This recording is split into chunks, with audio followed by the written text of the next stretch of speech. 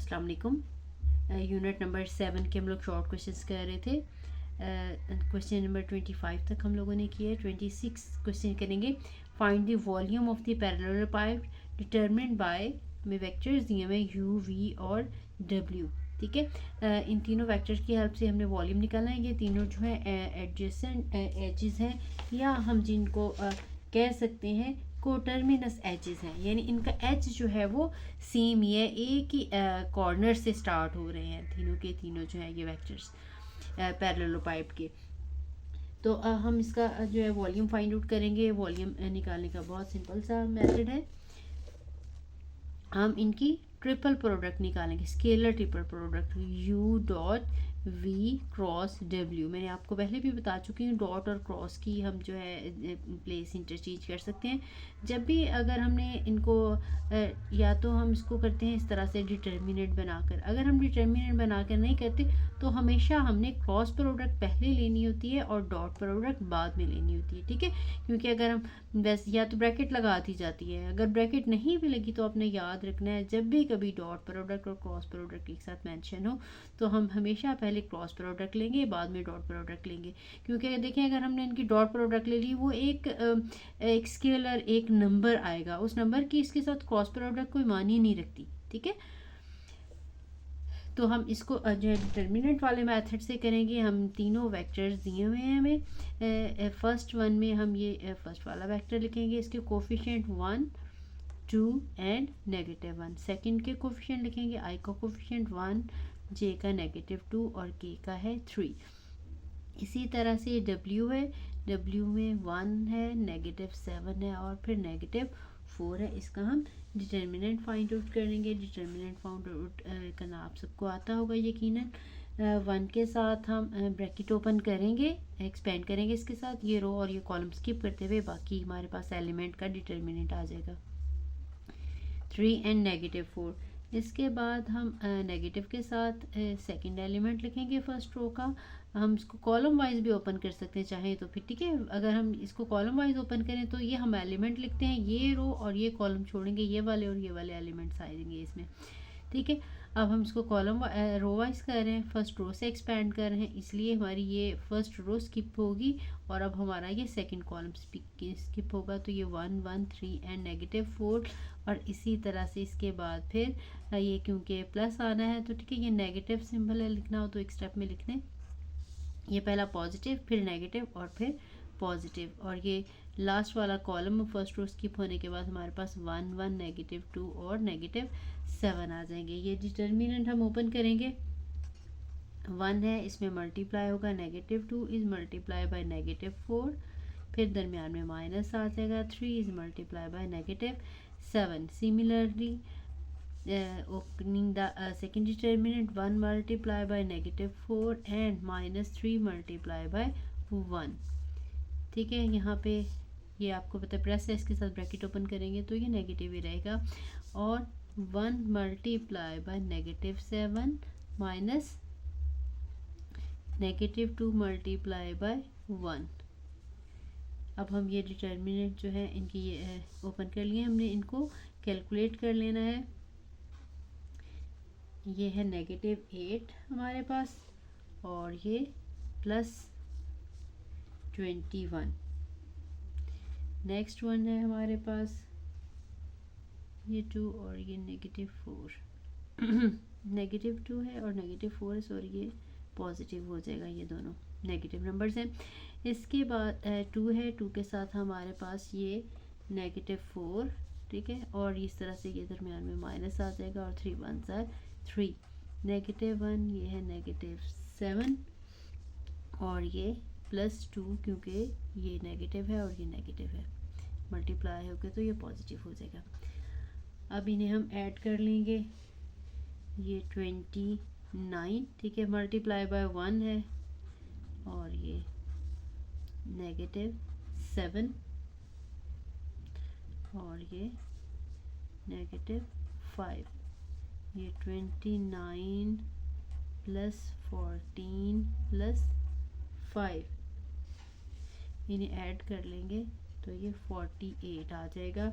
और ये इसका वॉल्यूम है, वॉल्यूम के साथ हमेशा क्यूब आता है, बेटर है कि आप इसके साथ लिख दें क्यूबिक यूनिट्स, क्योंकि हमें यूनिट नहीं दिया हुआ, तो हम ऐसे क्यूबिक यूनिट्स। एरिया हो तो स्क्वायर यूनिट लिखते हैं, और अगर वॉल्यूम हो तो हम क्यूबिक यूनिट्स लिखते हैं साथ। नेक्स्ट शॉर्ट क्वेश्चन है, find the value of alpha so that, हमें 3 वेक्टर्स दिए हुए हैं या कोप्लेनर हैं। तो कोप्लेनर के लिए हमें यही कंडीशन में यूज़ करिए, इसका हम ट्रिपल स्केलर प्रोडक्ट निकालेंगे, निकालने के बाद हम उसको ज़ीरो के इक्वल करेंगे। ठीक है, जैसे ऊपर वाला हमने अभी क्वेश्चन किया, वॉल्यूम ज़ीरो होने का मतलब यह है कि दरमियान में कोई वॉल्यूम ना नहीं है, का मतलब ये कि वो जो है एक ही प्लेन में है, जब भी उसका कोई वॉल्यूम नहीं आ रहा। तो इसके लिए भी हमने वही इसकी स्केलर ट्रिपल प्रोडक्ट ही निकालनी है तीनों वेक्टर्स की, और उसको अगर तुमने प्रूव करना हो कि ये जो है इनका कोप्लेनर है, तो हम इसका डिटर्मिनेंट निकालते हैं, वो ज़ीरो आ जाता है। लेकिन इसमें हमने अल्फ़ा की वैल्यू फाइंड आउट करनी है, इसमें हम ये कंडीशन यूज़ करेंगे, हम लिखेंगे क्योंकि ये कोप्लेनर है इसलिए इसकी जो है स्केलर ट्रिपल प्रोडक्ट ज़ीरो होनी चाहिए, और वहाँ से हम अल्फ़ा की वैल्यू निकालेंगे।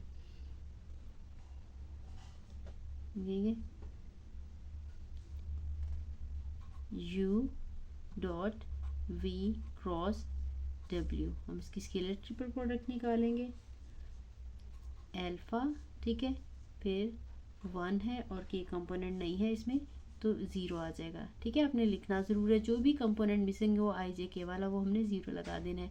सेकंड वन 1 1 एंड 3, और थर्ड वन का है 2 1 एंड -2।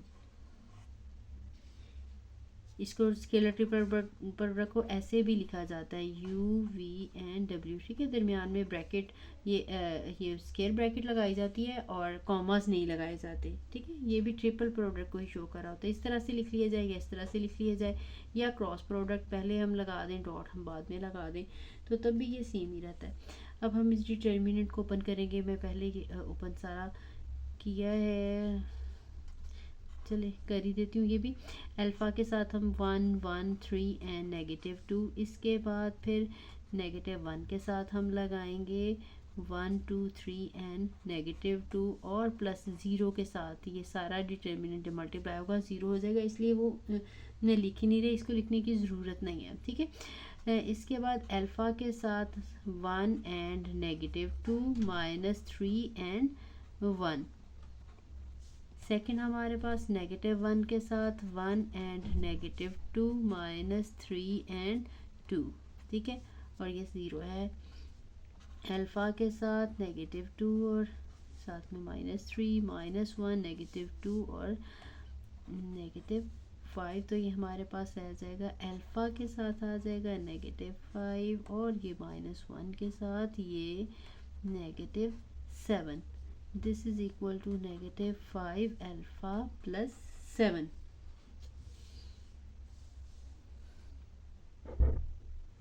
सॉरी, ये मैंने 3 2 को ऐड करके लिख दिया, ये 6 आना था, यहाँ पे 6 है और यहाँ पे हमारे पास 8 है, 8।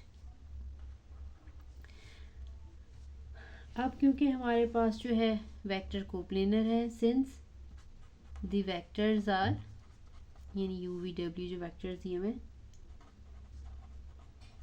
Coplanar, implies that u dot v cross w should be equal to 0. ठीक है, this implies that -5 alpha plus 8 is equal to 0. From here -5 alpha is equal to -8, so alpha is equal to -8 over -5, या हम कह सकते हैं कि alpha is equal to negative के साथ कैंसिल हो जाएगा, 8 over 5, जो कि हमारा रिक्वायर्ड आंसर है। नेक्स्ट जो है क्वेश्चन नंबर 28 है, फाइंड द वैल्यू ऑफ के आई और जे इनकी स्केलर ट्रिपल प्रोडक्ट है। अभी मैंने आपको बताया कि ये जो स्केयर ब्रैकेट है, ठीक है, ये भी स्केलर ट्रिपल प्रोडक्ट के लिए लगाई जा सकती है। इसको हम या तो डिटर्मिनेंट वाले मेथड से ओपन कर सकते हैं, या बहुत छोटा सा है, इसको हम वैसे भी कैलकुलेट कर सकते हैं। यानी हम इसको के आई एंड जे है, तो एक जगह पे हम डॉट प्रोडक्ट और एक जगह पे हम क्रॉस प्रोडक्ट के डॉट आई क्रॉस जे, ठीक है। यहाँ पे क्रॉस और यहाँ पे डॉट भी लगाया जा सकता था, लेकिन हमेशा हमने पहले जो क्रॉस प्रोडक्ट है वो पहले फाइंड आउट करनी है, ठीक है। अब हमने के लगा लिया, आई क्रॉस जे का आंसर जो है वो के होता है, ठीक है। Since i cross j is equal to k, ठीक है, ये हमने पहले पढ़ा हुआ है। अब के डॉट के का आंसर जो है वो 1 है, आई डॉट आई का आंसर 1 है, जे डॉट जे का आंसर 1 है और के डॉट के का आंसर भी 1 है, तो इसका आंसर जो है हमारे पास वो 1 आ जाएगा, ठीक है। हमने पढ़ा आई क्रॉस जे का आंसर के होता है, के क्रॉस जे क्रॉस के का आंसर जो है वो आई होता है, और इसी तरह से के क्रॉस आई का आंसर जो है वो जे है। अगर इनकी रोटेशन चेंज करें, यानी आई से जे से के, ये के से आई, ठीक है, इनमें इनके ये आंसर्स बनते हैं। अगर हम जे क्रॉस आई कर दें तो नेगेटिव के बन जाता है, के क्रॉस जे कर दें नेगेटिव आई आ जाएगा, और आई क्रॉस के कर देंगे तो नेगेटिव जे आ जाएगा। और जो डॉट प्रोडक्ट है, आई डॉट आई का आंसर भी 1, जे डॉट जे का आंसर भी 1 और के डॉट के का आंसर भी 1 है, ठीक है। इसको अगर हम चाहते तो इसको हम डिटर्मिनेंट से फाइंड आउट कर लेते, उसके लिए मैं आपको ये लिख देती हूँ, लेकिन सॉल्व आप खुद ही करेंगे डिटर्मिनेंट से। इसमें आपने कैसे लिखना है, के लिखना है सबसे पहले, तो इसका आई कंपोनेंट भी 0 है, जे कंपोनेंट भी 0 है और के कंपोनेंट है 1, ठीक है। ये पूरा एक वेक्टर है पहला। इसके बाद सेकंड वेक्टर है, अकेला आई है, इसमें सिर्फ फर्स्ट कंपोनेंट है आई, और ये दोनों 0 हैं। इसमें जे हमारे पास दिया हुआ है और बाकी कंपोनेंट है 0, ठीक है। अगर हम ये वाला डिटर्मिनेंट ओपन करेंगे तो यहाँ से भी आंसर 1 आएगा। आपको जो वे इजी लगे आप वैसे कर सकते हैं। नेक्स्ट क्वेश्चन है question number 29, find the value of 2i cross 2j dot के, और सेकंड पार्ट है 2i डॉट के क्रॉस i, ठीक है। इसमें भी आपने दोनों मेथड से इसको कर सकते हैं, या तो आप इसको जो है डिटर्मिनेंट फॉर्म में कर सकते हैं, या फिर सिंपली, क्योंकि ये बहुत छोटे से क्वेश्चन है, इसको हम डायरेक्टली भी अगर करना चाहें जैसे मैंने पहले आपको बताया तो वह कर सकते हैं। लेकिन बात वही कि हमने क्रॉस प्रोडक्ट पहले लेनी है और डॉट प्रोडक्ट जो है वो बाद में लेनी है। 2 को 2 के साथ मल्टीप्लाई कर देंगे, 4 आ जाएगा, और हमारे पास आई क्रॉस, एक ब्रैकेट में लगा देती हूँ, आई क्रॉस जे आ जाएगा, और डॉट है के। 4 आई क्रॉस जे का आंसर हमारे पास के है, और इसके साथ आ जाएगा डॉट के। अब 4 है, के डॉट के का आंसर हमारे पास 1 होता है, तो आंसर आ जाएगा 4, ठीक है। और दूसरा मेथड वही डिटर्मिनेंट वाला, जिसमें हम इस वेक्टर को अगर हम लिखना चाहें, मैं सिर्फ इसको लिख देती हूँ, बाकी आपने खुद से इसको सॉल्व करके देख लेना है, बहुत सिंपल सा है। अगर आपने डिटर्मिनेंट वाले मेथड से करना है तो फिर यहाँ पे i के साथ 2 है फर्स्ट वाले वेक्टर में, और ये अगले कंपोनेंट 0 है। फिर नेक्स्ट जो है वेक्टर 2j है, यहाँ पे 2 आ जाएगा और यहाँ पे 0, और यहाँ पे सिर्फ k है हमारे पास 0 0 और 1। इस डिटर्मिनेंट को हमने ओपन करना है। वैसे तो अगर हमारे पास, क्योंकि ये जो वेक्टर है डायगोनल वेक्टर है, तो डायगोनल वेक्टर के जो डिटर्मिनेंट का आंसर है वो सिर्फ इनके मेन डायगोनल के एलिमेंट्स को मल्टीप्लाई करने से आ जाता है, जो कि 2 मल्टीप्लाई बाय 2 मल्टीप्लाई बाय 1, यानी कि आंसर जो है 4 है, ठीक है। देखिए यहाँ से भी हमारा आंसर 4 ही आया है। इसी तरह से ये जो इसका सेकेंड पार्ट है, इसको भी हम अगर 3i डॉट के क्रॉस आई, ठीक है। अब हमारे पास इसको वैसे तो हम जगह भी इनकी रिप्लेस कर सकते हैं, लेकिन देखिए यहाँ पे क्रॉस प्रोडक्ट लिखी है, पहले आपने इसको सॉल्व करना है, आपने 3i को एज इट इज़ रहने देना है। के क्रॉस जे का आंसर, क्योंकि के क्रॉस आई का आंसर जे होता है, आपको मैंने प्रीवियस क्वेश्चन में भी बताया, आपने यहाँ पे जे लगा देना। अब हमारे पास सॉरी आई है, के क्रॉस आई का आंसर हाँ जी जे है। अब जे की और आई की जो है वो डॉट प्रोडक्ट वो जो है 0 हो जाती है, तो ये वाला आंसर हमारे पास 0 हो जाएगा, ठीक है।